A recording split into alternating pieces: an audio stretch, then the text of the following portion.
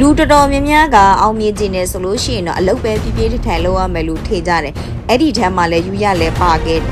ဒါပေမဲ့တကယ်တမ်းကဘာကြောင့်အောင်မြင်နေတဲ့သူတွေကိုလိုက်ကြည့်လိုက်တဲ့အခါမှာသူတို့တွေကကျမ်းမာရေးကိုဘာကြောင့်အလုပ်ထက်ပိုပြီးဦးစားပေးနေကြရလဲအဖြေကတော့ရှင်းပါတယ်တကယ်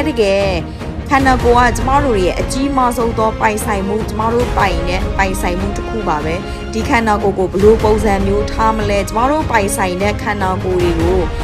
ဘလို့ပုံစံနဲ့မြင်ကြည့်တယ်လဲအောင်မြင်သူတွေကသူတို့လက်ချခန်းလောက်တာဟာတကယ်တမ်းကျတော့ဗလာကြီးကျင်လို့တခုတည်းမဟုတ်ဘူးစီးပန်းရှိကျင်လို့တခုတည်းမဟုတ်ဘူးခန္ဓာကိုယ်တောင့်တင်းချင်တာတခုတည်းမဟုတ်ပဲနဲ့နံပါတ်1သူတို့တွေဟာစိတ်ကိုကြည်လင်ဖို့အတွက်လေ့ကျင့်ခန်းလုပ်တာလဲပါတယ်လေ့ကျင့်ခန်းလုပ်တဲ့အချိန်မှာချွေးထွက်ပေါက်တွေနော်အုံနောက်ရဲ့ထွက်ပေါက်တွေအုံနောက်ရဲ့ဖန်တီးနိုင်စွမ်းအားတွေပို့ပြီးတော့မှထွက်လာတယ်ဒါနံပါတ်1တစ်ချက်ဒုတိယတစ်ချက်ကကြတော့စီကဲမှာဒုတိယအချက်အနေနဲ့ခန္ဓာကိုယ်မှာဒီလိုမျိုး exercise လုပ်လိုက်တဲ့အခါမှာခန္ဓာကိုယ်ရဲ့ထိတ်ချုံနိုင်တဲ့စွမ်းအားသူကဘဝရဲ့အခက်အခဲတွေကိုပို့ပြီးတော့ထိတ်ချုံနိုင်တာ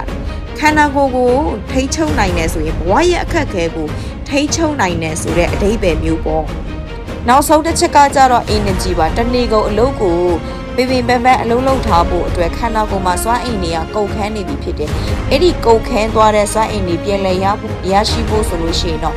energy တွေပြန်ပြီးလိုအပ်ပါတယ်ဒါကြောင့်မို့ exercise မနှက်ဖြန်နူးနူးကြကြနဲ့နူးလာဖို့အတွက်ကိုတနေ့ကုန်အလုံးလုံးထားတဲ့ခွန်အားတွေကိုပြန်လည်အသုံးချတဲ့အနေနဲ့ exercise လုပ်ရခြင်းဖြစ်တယ်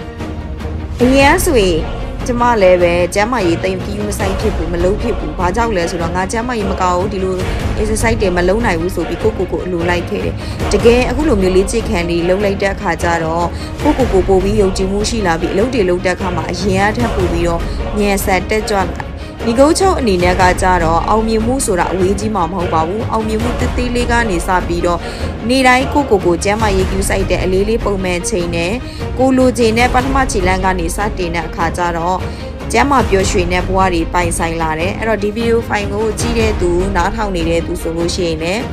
ကိုယ့်ရဲ့ကျမ်းမာရေးအတွက်ကိုယ့်ရဲ့ခန္ဓာကိုယ်ကျမ်းမာကြက်ခိုက်ဖို့စိတ်ဓာတ်ကျမ်းမာကြက်ခိုက်ဖို့အတွက်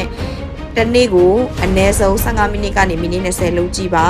အားလုံးပဲကျမ်းမာရွှင်လန်းတဲ့ဘဝကိုတည်ဆောက်နိုင်ပါစေလို့မရလွင်ကစုမောကောင်းတောင်းပါတယ်နောက်ဗီဒီယိုဖိုင်တွေကြည့်နိုင်ဖို့အတွက် like and share လေးတွေရေးသွားပေး